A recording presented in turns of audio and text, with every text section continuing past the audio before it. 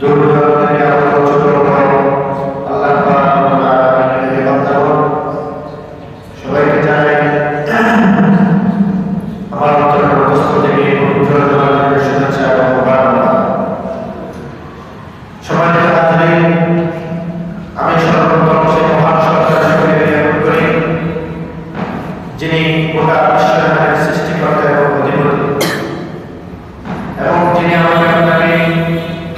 আজকের এই পবিত্র দিনে, মহান দিনে, সপ্তাহের শ্রেষ্ঠ দিনে হাজার হাজার মানুষের ভেতর থেকে বাছাই করে যাচাই করে মহাব্বত করে ভালোবেসে আল্লাহ পাক রব্বুল আলামিনের সবচাইতে পবিত্রতম জায়গা মসজিদে এসে কোরআন এবং হাদিস মোতাবেক কিছু কথা বলার শোনার তৌফিক করেছে।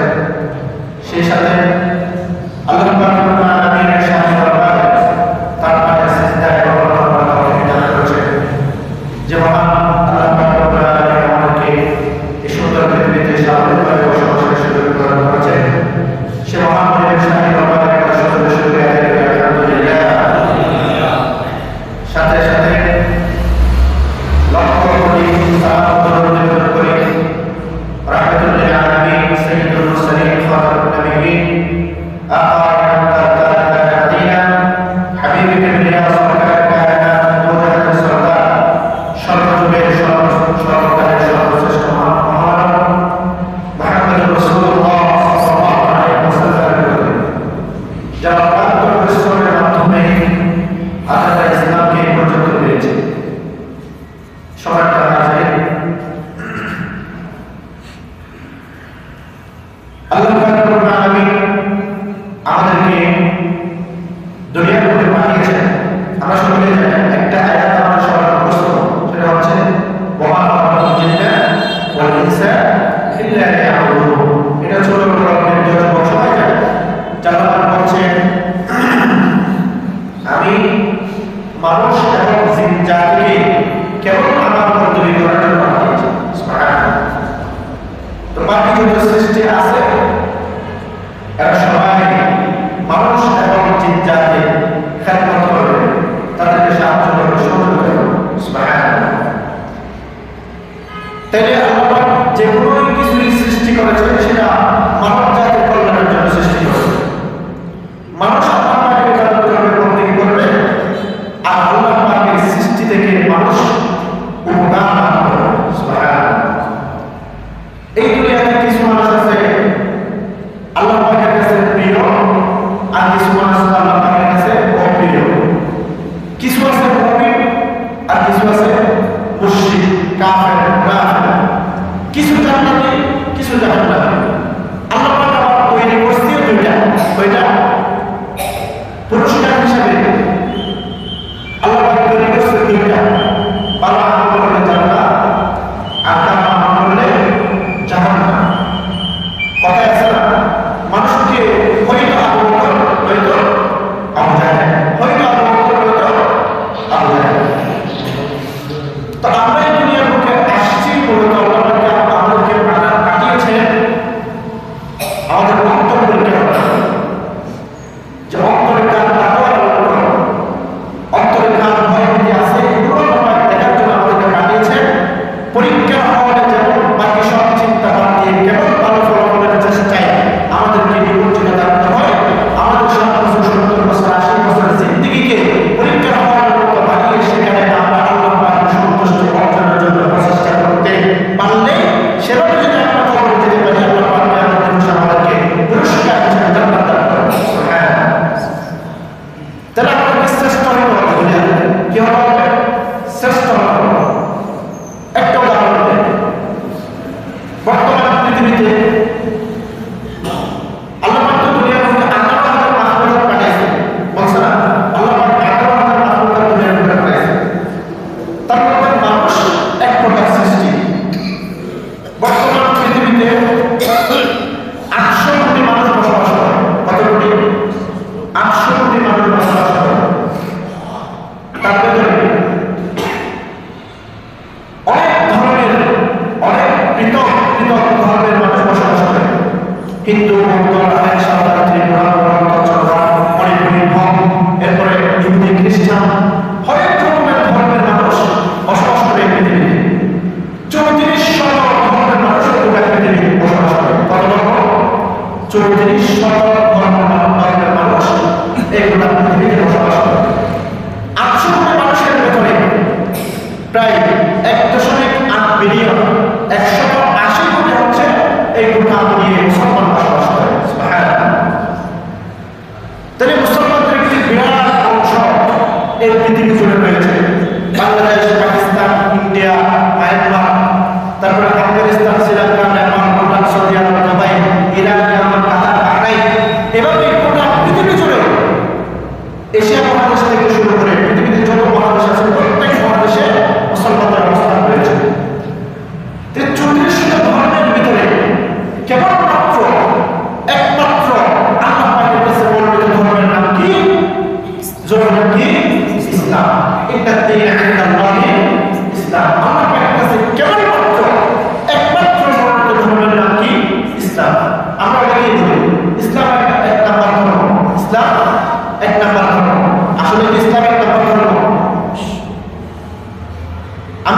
ইসলাম এক নাম্বার ধর্ম, তাহলে 2 নাম্বার ধর্ম একটা আছে, 3 নাম্বার একটা আছে। তো 1 নাম্বার যদি পুরস্কার পাই 2 নাম্বার পাবে না, 3 নাম্বার পাবে না? কথা বলেন। 1 নাম্বারকে যদি পুরস্কার দেওয়া হয় তাহলে পুরস্কার হিসেবে 2 নাম্বারকে দিতে হবে না, 3 নাম্বারকে দিতে হবে না। আমাদের তো বলতে হবে ইসলাম 1 নাম্বার ধর্ম, এমন কোনো কথা নয় ইসলাম একমাত্র ধর্ম। এটা আমাদের বিশ্বাস অন্তর্ভুক্ত করতে হবে, ইসলাম একমাত্র ধর্ম। 2 নাম্বার 3 নাম্বারের কোনো জায়গা নেই এখানে, ইসলাম কেবলমাত্র একমাত্র ধর্ম। তো আল্লাহ আমাদেরকে 18টা মাখলুকাতের ভিতরে আমাদেরকে বানিয়েছেন মানুষ। কি বানিয়েছেন? মানুষ। আল্লাহ পাক যাদেরকে উত্তম জাতি হিসেবে ঘোষণা করেছেন, সুবহানাল্লাহ, আশরাফুল মাখলুকাত, সবচেয়ে উৎকৃষ্ট সৃষ্টি হিসেবে ঘোষণা করেছেন। আল্লাহ পাক দুনিয়ার বুকে যে সমস্ত সৃষ্টিগুলো পাঠিয়েছেন কথাগুলো ভালো করে খেয়াল করে এই সৃষ্টির ভিতরে আমাকে আপনাকে আল্লাহ পাক গরু ছাগল বানাইতে পারতো, বারবার পানিতে জঙ্গলে বসবাস করার সুযোগ দিতে পারতো, কিন্তু আল্লাহ পাক আমাকে আপনাকে দুনিয়ার বুকে মানুষ হিসেবে পাঠিয়েছেন, সবচাইতে উৎকৃষ্ট জাতি হিসেবে পাঠিয়ে এই দুনিয়ার বুকে সবচাইতে উত্তম জাতি হিসেবে আমাদেরকে ধন্য করেছে। সুবহানাল্লাহ। আল্লাহ পাক অন্যান্য সৃষ্টির ভিতরে আমাদেরকে পাঠান নাই, অন্যান্য সৃষ্টির ভিতরে আমাদেরকে সৃষ্টি করেন নাই, সর্বোৎকৃষ্ট জাতি, দামি জাতি মানুষ হিসেবে দুনিয়ার বুকে আমাদেরকে পাঠিয়েছেন। সেখানে সীমাবদ্ধ রাখেন নাই। পৃথিবীতে যে সমস্ত ধর্মগুলোর কোনো ভিত্তি নাই, আল্লাহ পাকের কাছে কোনো ধরনের তাদের অধিকার নাই, কেবলমাত্র ইসলামের ভিতরে আল্লাহ পাক পুরস্কার রেখেছেন। সেই ইসলামের ভিতরে মুসলমান পাঠিয়ে আমাদেরকে আল্লাহ পাক দুনিয়ার বুকে পাঠিয়েছেন। সুবহানাল্লাহ। এগুলো আমাদের মধ্যে কম নেওয়া নাকি বেশি নেওয়া?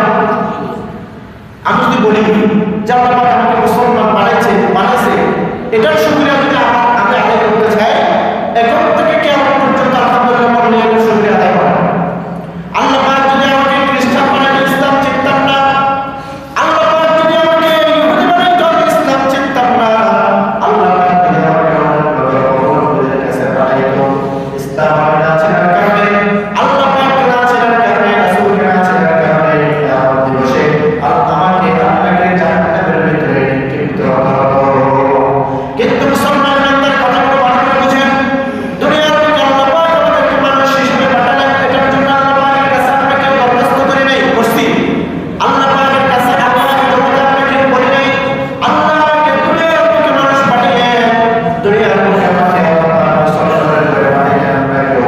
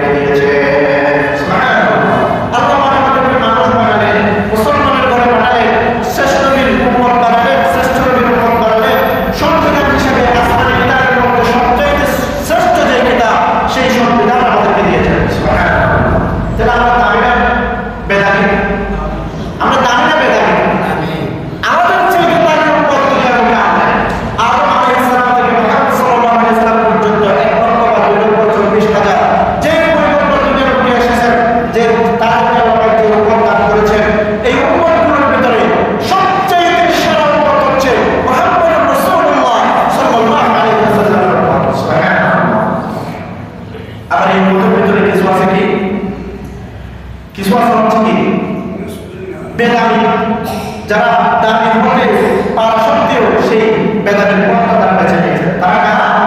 আল্লাহ পাক রব্বুল আলামিন বলছেন, কুনতুম খায়রা উম্মাতিন উখরিজাত লিন-নাসি তা'মুরুনা বিল মা'রুফি ওয়া তানহাউনা 'আনিল মুনকারি ওয়া তু'মিনুনা বিল্লাহ। বান্দা দুনিয়ার বুকে তোমরাই আমার শ্রেষ্ঠ জাতি, তোমাদেরকে হাজার হাজার মানুষের ভেতর থেকে বাছাই করা হয়েছে, যাচাই করে তোমাদেরকে শ্রেষ্ঠ জাতি হিসেবে ঘোষণা করা হবে। যদি তোমাদের ভিতরে তিনটি গুণ থাকে, কয়টা গুণ? তিনটি যদি গুণ থাকে, প্রথম নাম্বার হচ্ছে তা'মুরুনা বিল মা'রুফ, মানুষদেরকে ভালো কাজের আদেশ দেওয়া। দ্বিতীয় নাম্বার হচ্ছে ওয়া তানহাউনা 'আনিল মুনকার, মানুষদেরকে খারাপ কাজ থেকে নিষেধ করা। ওয়া তু'মিনুনা বিল্লাহ, তৃতীয় নাম্বার হচ্ছে আল্লাহ পাকের উপর পরিপূর্ণভাবে বিশ্বাস স্থাপন করা। যেভাবে বিশ্বাস করলে পরকালে ঈমানদার, সেভাবে আল্লাহ পাকে বিশ্বাস করা।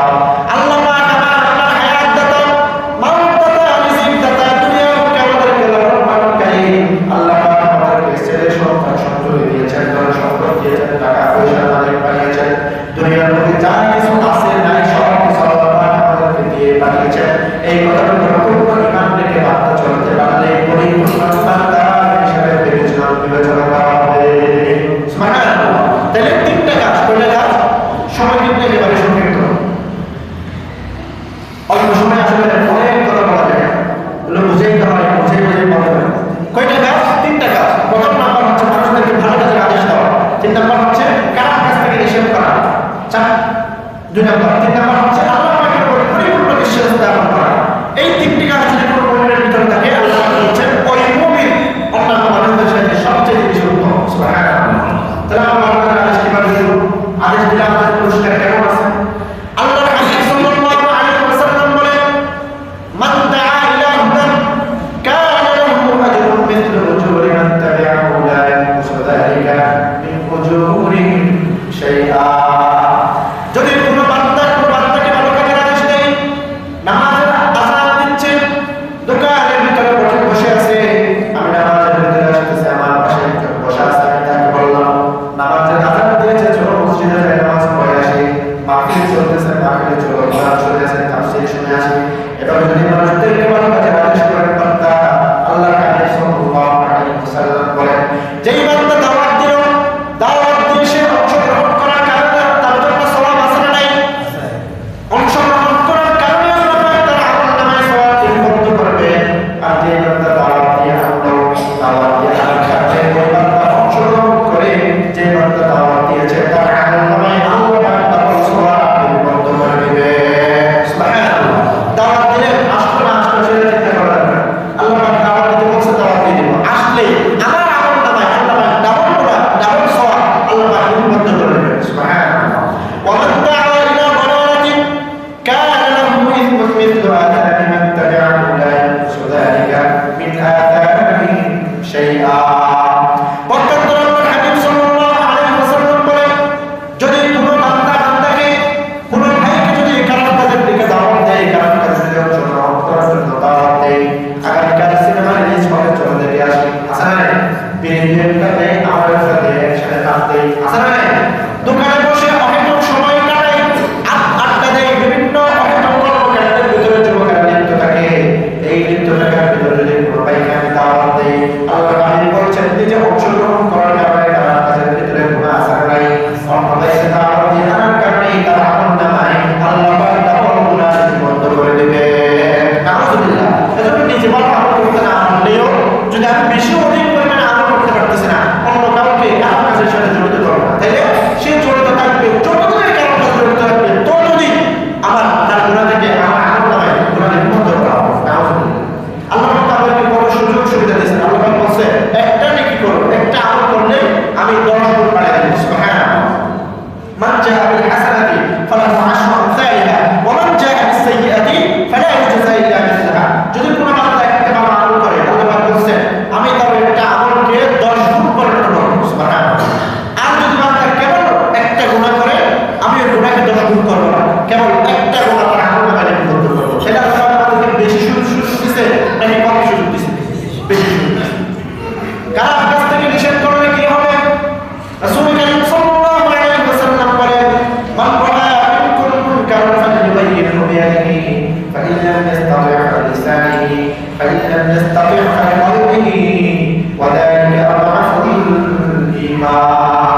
যদি আপনার কোনো ভাইকে দেখেন, কোনো আত্মীয়-স্বজন, পাড়া প্রতিবেশী, বন্ধু-বান্ধব, আমার এলাকাবাসী যার উপর আমি শাসন করতে পারবো, এমন কোনো মানুষ যদি কারোর কাছে ভেতরে ধরে আপনি দেখেন, আপনার যদি সাহস থাকে, আপনার যদি ক্ষমতা থাকে, ওই কারোর কাছ থেকে তাকে আঘাত করে প্রহার করে নিষেধ করতে হবে। যদি আপনার ক্ষমতা না থাকে, যদি আপনার সেই শক্তি না থাকে, তাহলে আপনি তাকে মুখে জিহ্বা দ্বারা সেখান থেকে বাধা দিবেন, মুখে বলে তাকে সেখান থেকে বিরত রাখার চেষ্টা করবেন। মুসলমানের বান্দার সেই সামর্থ্য যদি না থাকে, আমি যদি কাউকে নিষেধ করতে চাই, সে বলবে তোর কায়দা তোর করি, আমাকে আমার করে আমার যা ইচ্ছা করবো, এমন রাখতে মানুষের অভাব নাই। যদি আমাকে এমন ভাবে উত্তর দেওয়া হয়, আমার যদি তাকে বাধা নিষেধ করার মতো শক্তি সামর্থ্য না থাকে, তাহলে সাল্লাল্লাহু আলাইহি ওয়াসাল্লাম বলছেন তার ওই কাজটাকে আপনি দিল থেকে অন্তর থেকে ঘৃণা করুন। এটা হচ্ছে ঈমানের সবচেয়ে নিম্নতম স্তর। সুবহানাল্লাহ। নিজে তো জড়িত হন না, অন্য কাউকে জড়িত করে দেখলে তাকে আঘাত করে বাধা দিব, শক্তি না থাকলে মুখে বলবো, তাও শক্তি না থাকলে অন্তর থেকে অন্তত তাহলে কাছ থেকে ঘৃণা করতে হবে। এটা হচ্ছে ঈমানের দিশা। সুবহানাল্লাহ। এটা আল্লাহর উপর বিশ্বাস স্থাপন কিভাবে করবো? আল্লাহ পাক আমাকে পাঠিয়েছেন, আপনাকে পাঠিয়েছেন, গোটা দুনিয়া সৃষ্টি করেছেন, সব কিছু মানিয়ে আল্লাহ পাক আমাদেরকে দুনিয়া পাঠিয়েছেন। এটার উপর পরিপূর্ণ বিশ্বাস স্থাপন করে ভালো কাজের আদেশ দিয়ে কার কাছ থেকে মানুষদেরকে নিষেধ করে গোটা জীবনটাকে রাসূল সাল্লাল্লাহু আলাইহি ওয়াসাল্লামের আদর্শে আদর্শিত হয়ে রাসূল সাল্লাল্লাহু আলাইহি ওয়াসাল্লামের আদর্শে সজ্জিত করে যদি এই গোটা জীবনটাকে আমরা কাটাইতে পারি, কবরে যখন যাবো সেখানেও শান্তি, আখিরাতের মধ্যে সেখানেও শান্তি, হাউজে কাউসারের পানি রাসূল পান করাবেন, আমরা ফুলসিরাত পার হওয়ার সময় রাসূল আমার সাথে থাকবেন, জান্নাতে না যাওয়ার আগ পর্যন্ত রাসূল আমার পিছু ছাড়বেন। সুবহানাল্লাহ। তাহলে অন্তরকে খুলুসিয়ত পূর্ণ রাখতে হবে। আল্লাহ পাক আমার যত বন্ধ টাকা পয়সা আছে এগুলো আল্লাহ পাক দেখবেন নাকি? বর্তমান পৃথিবীর সবচেয়ে ধনী মানুষ ইলন মাস্ক, তার কত বিলিয়ন ট্রিলিয়ন টাকার মালিক সে, সেটার কোনো হিসাব নেই। সে যদি চিন্তা করতো আজরাইল যদি ঘুষ খাইতো, কবরে যাওয়ার পরে সে ঘুষ দিয়ে চলে যেত, তার কোনো আযাব হইতো না। কিন্তু রাসূল কারীম সাল্লাল্লাহু আলাইহি ওয়াসাল্লাম বলেন, ইন্নাল্লাহা লা ইয়ানজুরু ইলা সুওয়ারিকুম ওয়া আমওয়ালিকুম ওয়ালাকিন ইয়ানজুরু ইলা কুলুবিকুম ওয়া আ'মালিকুম। বান্দার খেয়াল রাখবে তুমি কতজন সম্পদশালী, তুমি কত টাকার মালিক, তুমি কত সৌন্দর্যের অধিকারী, তুমি কত আকৃতির উত্তম, আল্লাহ পাক এই দুইটা বিষয় দেখবেন না। ওয়ালাকিন ইয়ানজুরু ইলা কুলুবিকুম ওয়া আ'মালিকুম। আল্লাহ পাক কেবলমাত্র শুধুমাত্র তোমার দুইটা জিনিস দেখবে, একটা হচ্ছে তোমার আমল আর একটা তোমার অন্তর। সুবহানাল্লাহ। আমল যদি ঠিক থাকে, বান্দা একটা মাত্র সিজদা দিয়েছি, এক ওয়াক্ত নামাজ আমি যদি পড়ি, কেবলমাত্র আল্লাহ পাকের সন্তুষ্ট অর্জনের লক্ষ্যে ওই একটা সিজদা যদি আল্লাহ পাকের কাছে কবুল হয়ে যায়, কিয়ামতের ময়দানে ওই একটা সিজদা আপনাকে জান্নাতে না যাওয়া পর্যন্ত পিছু ছাড়বে না। সুবহানাল্লাহ। ফজরে আসবো, জোহরে আসবো, আসরেও আসবো, মাগরিবেও আসবো, এশা নামাজের সময় আসবো, দৈনিক 5 ওয়াক্ত নামাজের সাথে মসজিদের সাথে সম্পৃক্ত রাখবো, এই সিজদা দিতেই থাকবো, 100 200 1000 2000 সিজদা দিতেই থাকবো। যদি কোনো সিজদা যদি একটা মাত্র সিজদা দিয়ে আল্লাহ পাকের কাছে কবুল করাইতে পারে, বাকি দুনিয়ার যত গুনাহ আছে সব পাপ ওই একটা সিজদা আপনাকে জান্নাত পর্যন্ত পৌঁছে দেবে ইনশাআল্লাহ। আল্লাহ পাক আমাকে সবাইকে কোরআন এবং হাদিস অনুযায়ী নিজের জীবনকে গঠন করে রাসূল সাল্লাল্লাহু আলাইহি সুন্নাহকে আঁকড়ে ধরে রাসূল সাল্লাল্লাহু আলাইহি ওয়াসাল্লামকে ভালোবেসে মহব্বত অন্তরে রেখে রাসূল প্রেম অন্তরে লালন করে এই গোটা দুনিয়ায় আমাদেরকে ঈমানের সাথে জীবনযাপন করার তৌফিক দান করুন। সবাই বলেন আমিন। ওয়া আখিরু দাওয়ানা আলহামদুলিল্লাহি রাব্বিল আলামিন।